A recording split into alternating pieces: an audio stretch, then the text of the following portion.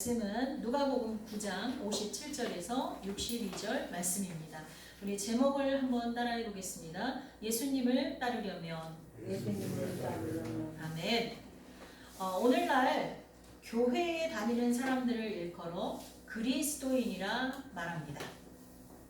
그러나 엄밀히 말하면 그들은 그리스도인이 아닙니다. 그들은 기독교를 종교로 택하고 교회에 다니는 종교인들입니다. 그리스도인이란 모름지기 그 말이 시작되었을 때 의미했던 대로 예수님을 그리스도, 메시아로 믿고 예수님을 온전히 따르는 예수님의 사람들을 의미합니다. 처음에 예수님을 따르는 사람들을 그리스도인이라고 말하기 시작한 것, 불리기 시작한 건 언제였냐면 안디옥 교회, 안디옥 지역에서 바나바와 사도 바울이 안디옥 교회에 있는 사람들을 1년 동안 제자 훈련을 시켰어요. 그리고 그들이 삶이 변하고 예수님을 따르는 제자의 삶이 되었어요. 그들을 본 안디옥 주변의 사람들이 야, 저 사람들은 그리스도를 따르는 그리스도인들이야 라고 부르기 시작했어요.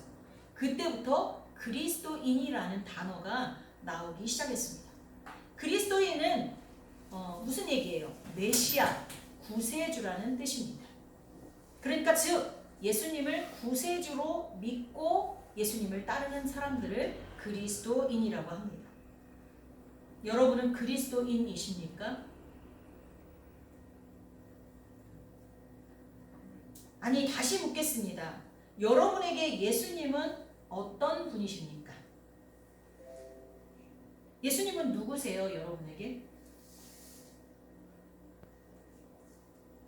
이 질문에 바른 대답을 할 수 있어야만 그때서야 비로소 예수님을 따를 수 있는 자격이 있게 되는 것입니다.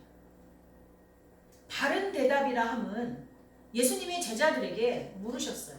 너희는 나를 누구라 하느냐 물었어요. 그 전에 세상 사람들은 나를 누구라 하느냐라고 물으니까 갖가지 대답이 나왔죠. 근데 이번에 제자들에게 너희는 나를 누구라 하느냐 물으니까 그때 시몬 베드로가 대답하기를 주는 그리스도시요 살아계신 하나님의 아들이시니이다 라고 대답을 합니다. 이것이 예수님에 대한 바른 대답입니다. 왜냐하면 베드로의 대답에 예수님께서 바요나 시몬아 내가 복이 있도다.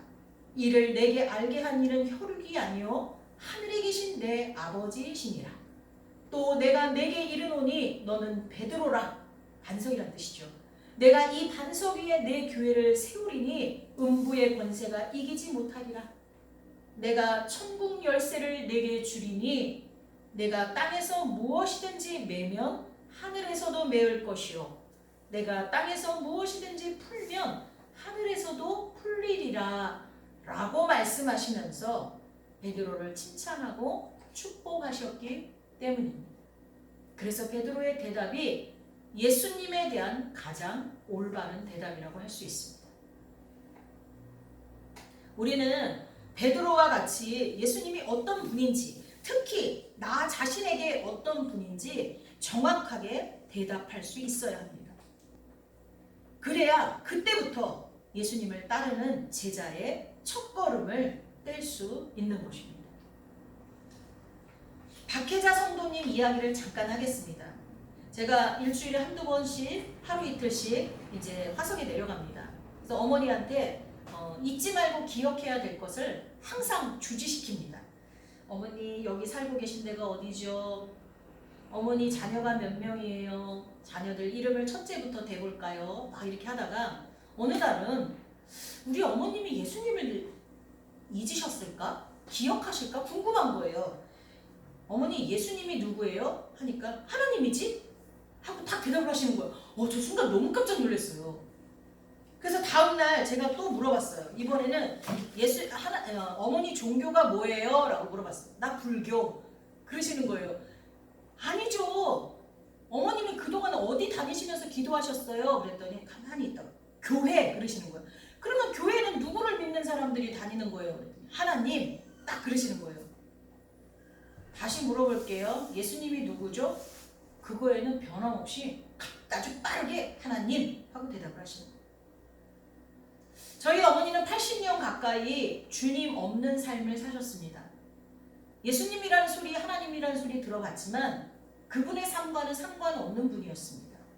그리고 뒤늦게 이제 노인뿐만 아니라 젊은이들에게도 요즘 많이 생기는 그 치매에 걸리셨어요.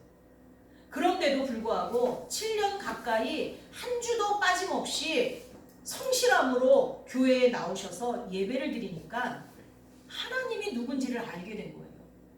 그래서 기억이 가물가물하고 당신 말로는 꿈속에서 사는 것만 같다고 표현을 하는 그 상황 가운데서도 예수님이 하나님이라고 고백을 하시는 거예요. 물론 이 모든 것이 하나님의 은혜입니다. 그렇다면 우리는 어떠합니까? 우리는 예수님을 누구라고 고백합니까? 여러분, 예수님을 누구라고 고백하십니까? 여러분의 삶에서 예수님은 어떤 존재이십니까? 과연 예수님을 따를 수 있는 준비의 자세를 취하고 계십니까? 오늘 본문에는 예수님을 따르고자 하는 사람이 세 사람 등장합니다. 첫 번째 사람은 예수님이 그에게 자신을 따르라고 하시기도 전에 본인이 먼저 저는 예수님을 따르겠습니다 라고 말합니다. 그가 말하는 말은 여기 나옵니다. 57절에 나오죠. 뭐라고 나옵니까? 길 가실 때 어떤 사람이 여짜오되 어디로 가시든지 나는 따르리이다. 어디로 가시든지 나는 따르리라 이렇게 얘기합니다. 그때 주님이 그래 라고 하시지 않고 여우도 굴이 있고 공중에 새도 집이 있으되 인자는 머리 둘 곳이 없다 이렇게 엉뚱한 것 같은 대답을 하십니다. 이 의미가 무엇일까요? 여우나 새는요 그 당시 이스라엘이 속해 있던 팔레스타인 지역에서는 아주 흔한 짐승이었어요. 근데 이 짐승에 이 두 짐승의 공통점이 있는데 그게 뭐냐면 일정한 거처를 두고 활동한다는 거예요. 그들이 그냥 막 쏘다니는 게 아니라 막 헤매면서 다니는 게 아니라 일정한 거처, 즉 자기 집이 있다는 거예요. 예수님이 굳이 이 두 짐승을 예로 들은 것은 이 짐승들처럼 누구에게나 일정한 거처가 있으나 당신은 그렇지 않다는 것을 강조하기 위함입니다. 마치 거린처럼 여기저기 떠돌면서 동가식 서가수 여기서 자고 저기서 먹고 일정하지 않은 거죠. 예수님은 당신의 처지를 여우와 새의 그것과 대조시킵니다. 즉 예수님의 길은 최소한의 생활에 대한 욕구조차도 보장받을 수 없을 정도로 의식주 보장받을 수 없을 정도로 험난한 행로임을 말씀하고 있는 것입니다. 예수님을 따르겠다고 자진해서 먼저 호기 있게 말했던 이 사람은 과연 예수님의 말씀을 듣고 난 뒤에도 예수님을 따르겠다고 했을까요? 여러분은 예수님을 구주로 믿고 고백해서 나는 예수님을 따르겠습니다. 아니 따르고 있습니다 라고 한다면 다시 한번 묻습니다. 예수님의 길이 여우도 굴이 있고 공중에 새도 집이 있는데 인자는 머리 둘 곳이 없다.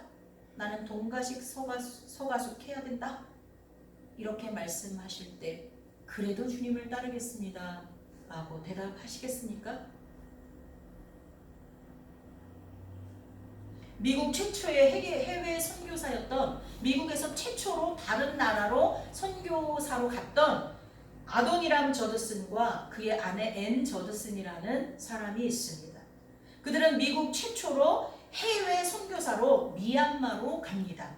미얀마는 공산국가죠. 미얀마로 갑니다.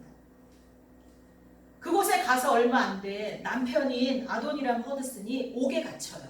예수님을 전파한다는 이유로요. 미얀마는 종교가 뭐죠? 불교가 제일 많을 거예요 아마 불교 쪽이. 그리고 이슬람도 좀 섞여 있겠죠. 동남아 쪽엔 이슬람 섞여 있죠. 근데 하여튼 미얀마로 갔는데 뭐 불교라서기보다는 공산국가여서 그랬던 것 같아요. 투옥이 돼서요. 정말 끔찍한 옥살이를 18개월 합니다. 근데 그때 그의 아내는 아이를 임신 중에 있었어요. 아이를 임신한 채로 옷바라지를 합니다. 부인도 남편도 아주 삐쩍 말라가요. 해물같이 돼가요. 그러다가 결국 18개월 만에 이제 감옥에서 나오게 됩니다. 근데 얼마 안 돼 아내는 그만 홍반열로 사망합니다. 그때 나이 고작 37세였습니다. 그러나 그 이후로 그들로 인해서 성경이 미얀마어로 번역됩니다. 그리고 오늘날까지 미얀마에는 수천 개의 교회가 세워지게 됩니다. 우리가 기도하고 있는 인도네시아의 정성태 나종숙 선교사님이 가끔 보고서를 보내는데 거기는 진짜 동남아에서 이슬람 인구가 가장 많은 아주 거의 이슬람 국가라고 해도 될 정도의 나라인데 거기에 지금 교회들이 얼마나 많이 세워지는지 모릅니다. 교회들이 한국에서 세워주는 게 아니에요. 한국에서 선교비는 보내죠. 근데 그들이 세워서 그들이 목사님이에요. 그리고 정성태 나종수 선교사님 우리가 갔을 때 그 학교에서 목회자들을 길러내서 그들이 세워진 교회에서 목회를 해요. 생명에도 위협을 느끼면서요. 그것처럼 미얀마에도 복음이 들어가고 교회들이 세워졌다.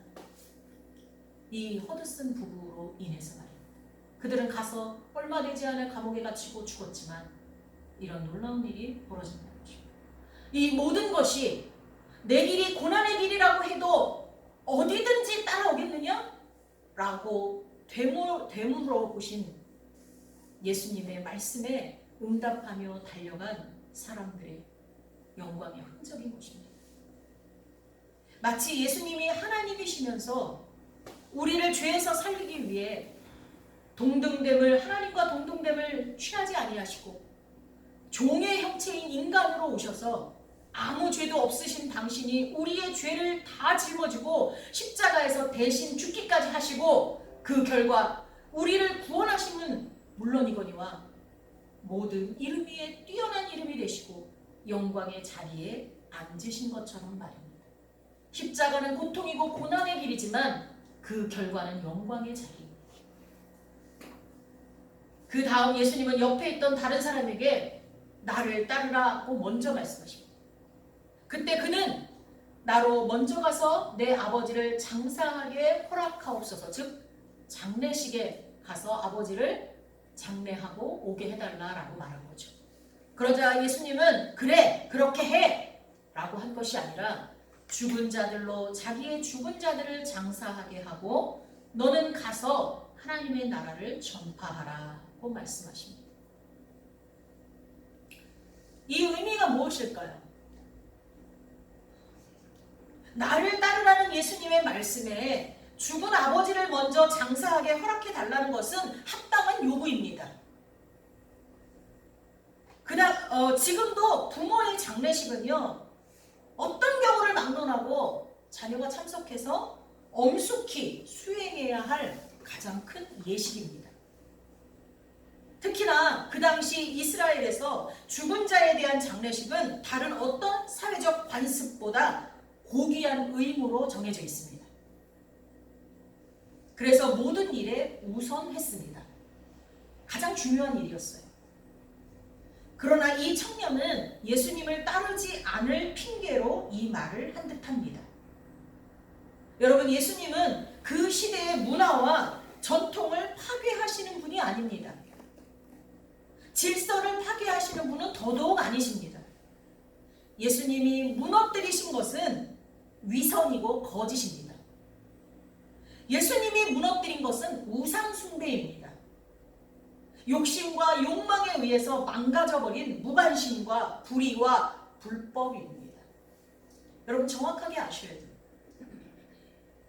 때문에 이 본문 말씀은 누가복음 14장 26절 무릇 내게 오는 자가 자기 부모와 처자와 형제와 자매와 더욱이 자기 목숨까지 미워하지 아니하면 능히 내 제자가 되지 못하고, 이 말씀처럼 이것이 진짜 자기 부모와 처자와 형제와 자매를 미워하라는 것이 아니라 그렇게 느껴질 만큼 예수님을 먼저 사랑해야 한다는 것처럼 그만큼 예수님을 우선해야 한다는 것인 것처럼 예수님을 따르는 데는 어떤 핑계도 돼서는 안 된다는 말씀입니다.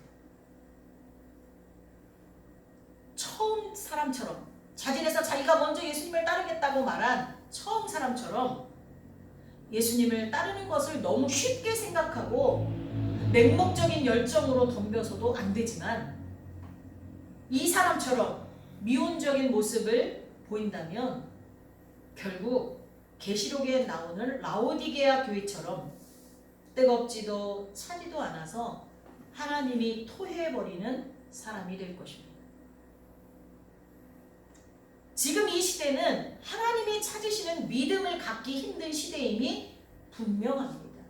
교회는 청년들이 텅텅 비어가는데 큰 교회, 작은 교회, 정말 하나님 안에 복음 안에 서 있는 교회, 그렇지 못한 교회를 막론하고 청년들이 사라지는데 이태원에는 청년들이 바글바글합니다.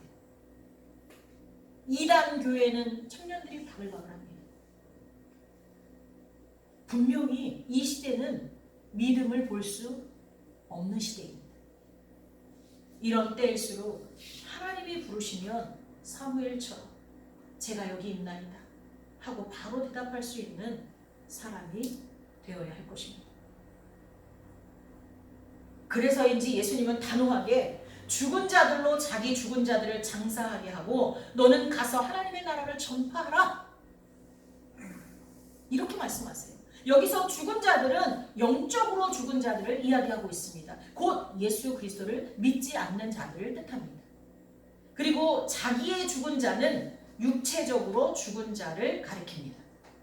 따라서 예수님의 이 말씀은 죽은 부친의 장례식은 불신자에 속한 가족이나 친지들에게 맡기고 너는 나를 따르라 라고 말씀하시는 거예요. 이 말씀도 마찬가지로 기독교가 비윤리적인 종교라서 부모의 장례식 따위를 하찮게 여긴다 이런 뜻이 아니라 여기서 강조하는 것은 마태복음 10장 17절 말씀 아비나 어미를 나보다 더 사랑하는 자는 내게 합당치 아니하다. 그 말씀처럼 그 뜻이 아비나 어미를 사랑하지 말라는 것이 아니라 영에 속한 자들은 영적인 일이 우선이라는 것을 강조하기 위한 것입니다. 더더욱 부모를 위한 장례식에 가지 말라는 것이 아니라 영에 속한 사람들은 이 땅에서의 육에 속한 일보다 하나님의 영에 속한 일들이 우선해야 한다는 것을 확실하게 주지시켜주는 말씀입니다. 그리고 그 영에 속한 일 중 가장 핵심이 바로 뭐예요? 하나님의 나라를 선포하는 것입니다. 그래서 기독교인들은요 주일날 예배가 우선이에요. 그래서 결혼식도 장례식도 주일날 하지 않습니다. 정말 믿음이 좋은 사람들 부모님이 돌아가시면요 3일장이잖아요. 근데 그게 발인이 주일이야. 그러면 4일장으로 합니다. 아니면 차라리 2일장으로 합니다. 그러니까 내가 이 세상의 율법을 이 세상의 어떤 문화와 관습에 얽매이지 않고요. 정말 부모님을 잘 섬기고 모시고 죽은 다음에 하늘나라로 보내드리는 그 예식조차도 정말 엄숙하게 지키지만 그 모든 것들이 하나님을 예배하는 것보다 하나님 나라를 선포하는 것보다 우선해서는 안 된다는 거예요. 돌잔치, 생일잔치, 결혼, 장례식 모든 게 주일날 하지 않나요? 장례식은 어차피 2박 3일이잖아요. 발인만 주일날 안 해도 가능하잖아요. 어떤 사람은 아예 주일까지 영안실에다 뒀다가 월요일부터 수요일까지 하시는 분들도 계세요. 그게 뭐가 잘못이에요? 3일장, 5일장 이런 게 누가 만든 건데요? 사람들이 미신, 샤머니즘, 토테미즘, 불교, 유교 모든 종교들이 짬뽕돼서 만든 거 아니에요? 하나님하고는 상관없어요. 뜨거운 나라에서는 어떻게 해야 돼요? 3일장, 5일장 못해요. 그러니까 여기서 말씀하고 있는 건 죽은 자들로 죽은 자를 장사하게 하라는 건 부모 장례식에 참여하지 말라는 뜻이 아니에요. 하나님보다 우선하는 게 있어서는 안 된다. 마지막 세 번째 사람은 예수님이 나를 따르라 했을 때 주여 내가 주를 따르겠나이다마는 나로 먼저 내 가족을 작별하게 하소서. 우리 이래요. 예수님이 따르라고 하면 예수님 뭘 하라고 하면 네 할게요 대답을 해요. 근데 뭐라 그래요? 잠깐만 기다리세요. 제가 요걸 먼저 하고요. 이렇게 얘기합니다. 근데 주님이 대답하세요. 손에 쟁기를 잡고 뒤를 돌아보는 자는 하나님의 나라에 합당하지 않다. 아주 딱 정확하게 얘기하세요. 이 말의 의미는 우리는 너무나 쉽게 생각할 수 있어요. 두 번째 사람처럼 웬만한 사람이라면 반대할 엄두도 못 내는 이유는 아니에요. 두 번째 사람은 부모 장례를 한다는데 예수님이니까 그렇게 얘기했지, 우리 같으면 어떻게, 저 목사가 성도가 장례식에 먼저 참여하고 와서 이번 주는 빠져야겠어요. 그럼 뭐라 그랬어요? 다녀오세요. 그러지. 안 됩니다. 죽은 자는 불신자 가족들에게 장례하게 하고 부모님은 당신은 여기 와서 예배드리세요. 이 말을 못해요, 저는. 그래서 두 번째 사람은 웬만한 사람이라면 반대할 엄두도 못하는 이유지만, 이 사람은 어때요? 이 사람은 우리가 마음이 훤히 보이잖아요. 예수님을 따르는데 망설이고 있는 거예요. 세상에 미련이 남아있는 사람이에요. 여러분, 성경에 보면 소돔과 고모라를 탈출하는 과정에서 롯의 가족들이 탈출하는데 롯과 두 딸은 절대 뒤돌아보지 말라는 말씀에 순종해서 끝까지 목표까지 갔지만, 롯의 아내는 자기가 두고 온 것들, 세상에 미련이 남아서 뒤를 쳐다보다가 소금 기둥이 됐잖아요. 제가 이집트에서 이스라엘로 넘어가는 길에 진짜 여성을 닮은 소금 기둥이 있어요. 가이드가 저게 롯의 처라고 얘기하더라고요. 그게 진짜 맞는지는 모르겠지만 우리가 봐도 진짜 여인의 몸매를 하고 있는 소금 기둥이었어요. 결국 이런 사람들은 예수님의 말씀처럼 손에 쟁기를 잡은 자입니다.